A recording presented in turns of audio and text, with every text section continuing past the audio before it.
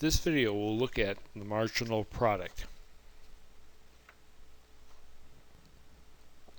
After watching this video, you will be able to define the marginal product, state the formula used to calculate the marginal product, calculate the marginal product using a given amount of an input and a given amount of production, describe the marginal product curve in words. The marginal product is the amount of production per additional unit of an input, like labor. The marginal product can be thought of answering the question, if management employs one more worker or other units of input, how much more can the firm produce? Another way to think about the marginal product is that it measures the rate or how fast and which direction production is changing when an additional unit of input is used, in our case labor. In the case of Colleen and Boris's printer manufacturing firm, if they hire one more worker, how many more printers will they produce? The conceptual formula for the marginal product is the change in production divided by the change in total inputs. Most introductory microeconomic textbooks use a simple algebraic formula to estimate the marginal product. Before starting, it might be useful to understand the way the formula is written. TP is the abbreviation for total production, and L is the total abbreviation for the amount of inputs. We're going to be using L for labor in this case. Also notice that to calculate the marginal product, we need at least 2 levels of production and 2 levels of inputs. The formula for calculating the marginal product is the quantity of total production at one level minus the total production at another level divided by the quantity of inputs at one level minus the amount of inputs at another level. In the next section, we'll look at the calculation of the marginal product. Let's look at a table of production of printers at Colleen and Boris's printer factory. The first column represents the amount of labor used to produce printers. The second column represents the amount of printers produced with a given level of inputs. Once again, we're going to be using labor. The third column is the marginal product column, which this video will show you how to calculate. Let's look at the procedure to calculate the marginal product by starting with the first row. The marginal product calculation requires 2 levels of production.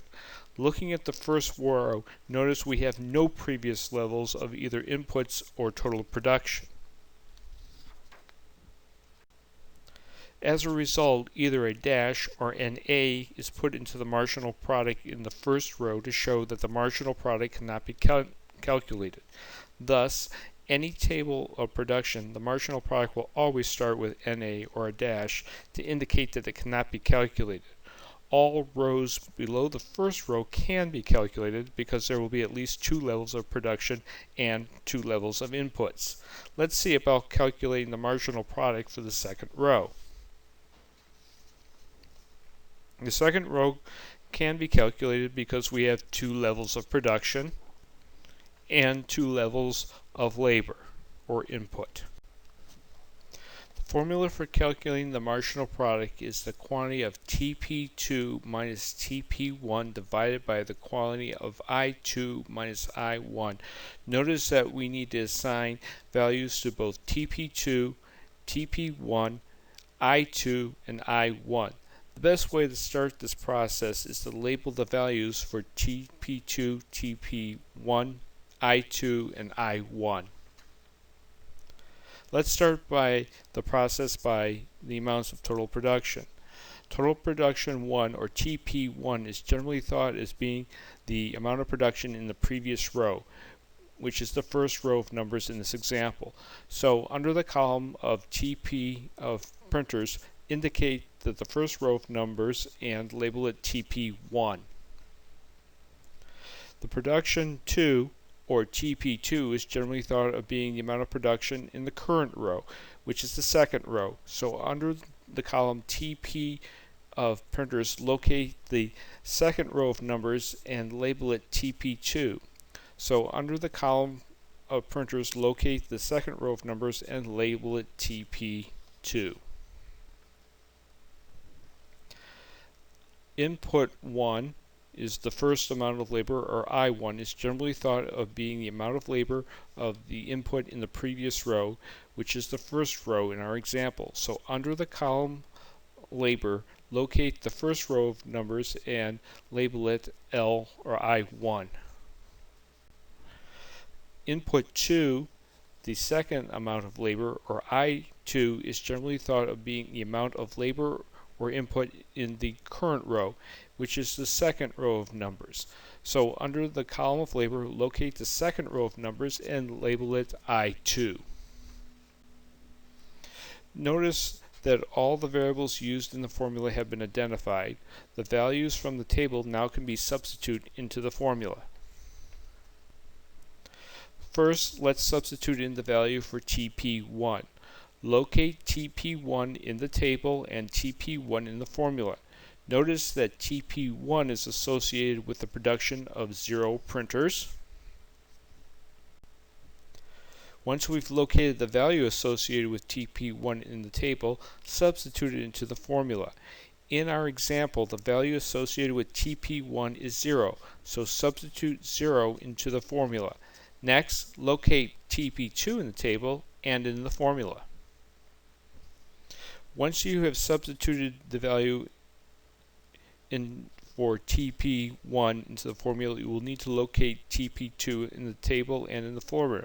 Notice that TP2 is associated with the total production of printers when the firm uses 1 unit of labor. Also notice that the value of TP2 is 10. Once you've located the value associated with TP2 in the table, substitute it into the formula. In our example, the value associated with TP2 is 10, so substitute 10 into the formula. Next, locate I1 in the formula and in the table. Once you have substituted in the value for TP2, you will need to locate I1 in the table and in the formula. Notice that I1 in the first row of numbers. Also notice that I1 is the value of 0, meaning that the firm has not employed any workers. Next, we'll substitute in the value associated with I1 into the formula. Once you've located the value associated with I1 in the table, substitute it into the formula. In our example, the value associated with I1 is 0, so substitute 0 into the formula for I1. Next, locate I2 in the table and in the formula. Once you have substituted in the value for I1 into the formula, you will need to locate I2 in the formula and in the table. Notice that I2 is located in the second row of numbers. Also notice that the value of I2 is 1, meaning the firm has only 1 worker. The next step is to substitute in a value for I2.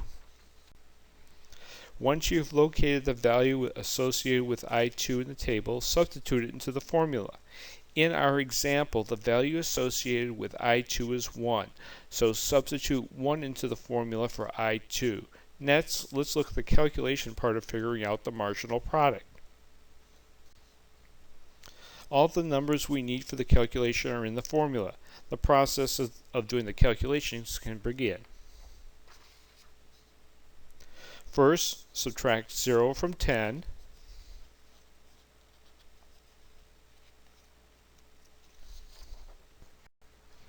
Which gives 10. Next, subtract 0 from 1, which gives 1.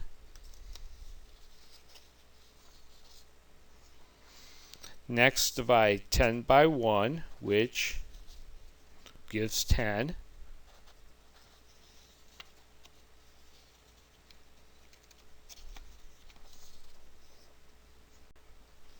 Finally, place the answer in the second row under the marginal product heading. Let's look at the process of calculating the next marginal product.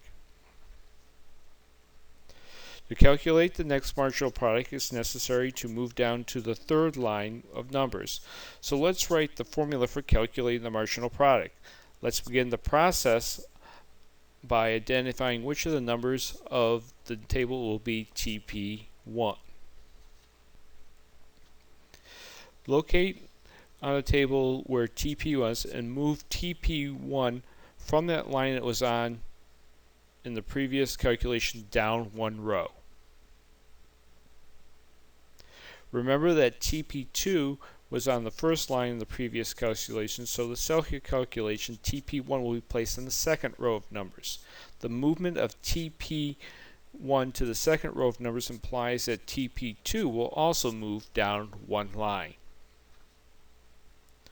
Notice that TP2 is placed on the third line of numbers. Since TP1 is now in the second numbers, TP must also move down one line. Let's look and see what happens to our I1.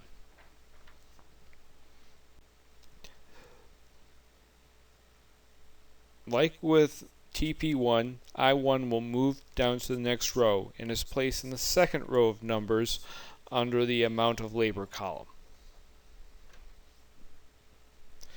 Since I1 moved down a row, so will I2. I2 is now in the third row in the amount column. Next, we'll substitute in the values for TP1, 2, and I1 and I2. Locate TP1 on both the table and the formula.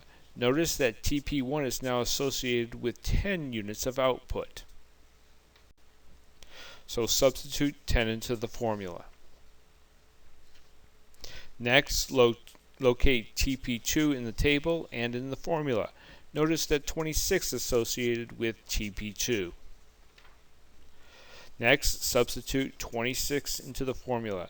Once the values for TP1 and TP2 are substituted in the formula, the values for the inputs, or the amount of labor in our example, can be substituted into the formula. Locate I1 on the table and in the formula. Notice that I1 is associated with 1 in the table. Next, substitute 1 into the formula for I1. Next, locate I2 in the table and in the formula. Notice that I2 on the table has a value of 2 associated with it. Next, substitute 2 into the formula for I2. Now the calculation of the marginal product can be completed. Next, subtract 10 from 26, which gives 16. Next, subtract 1 from 2, which gives 1.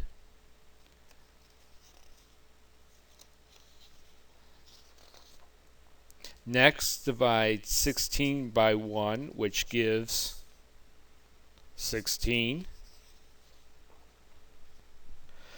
Finally, place the answer into the third row under the marginal product heading. Let's look at the process of calculating the next marginal product. To calculate the next marginal product, it's necessary to move down to the third line with numbers. Also, let's write down the formula for calculating the marginal product. Let's start the process by identifying which of the numbers in the tables will be TP1. To start the process of calculating the next marginal product, TP1 is moved down one row to the third row of numbers. Since TP1 moved down one row, TP2 will also move down one row to the fourth row of numbers. Since TP1 moved down one row, I1, the amount of labor used, will also move down one row. Since TP2 moved down one row, I2, the amount of labor used, will also move down one row. Next, locate TP1 on the table and in the formula. Notice that 26 is now associated with TP1. Next, substitute 26 into the formula. Next, locate TP2 on the table and in the formula. Notice that 36 is now associated with TP2. Next, substitute 36 into the formula for TP2. Locate I1 on the table and in the formula. Notice that 2 is associated with I1 on the table. Now, substitute in 2 for I2 on the formula. Next, locate I2 on the table and in the formula. Notice that 3 is associated with I2. Substitute in 3 for I2 into the formula, and now we can begin the calculation process. Next, subtract 26 from 36, which gives 10. Next, subtract 2 from 3, which gives 1.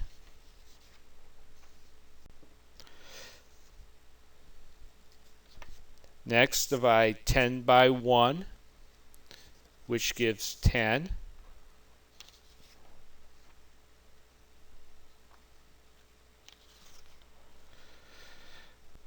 And finally, place the answer into the fourth row under the marginal product heading.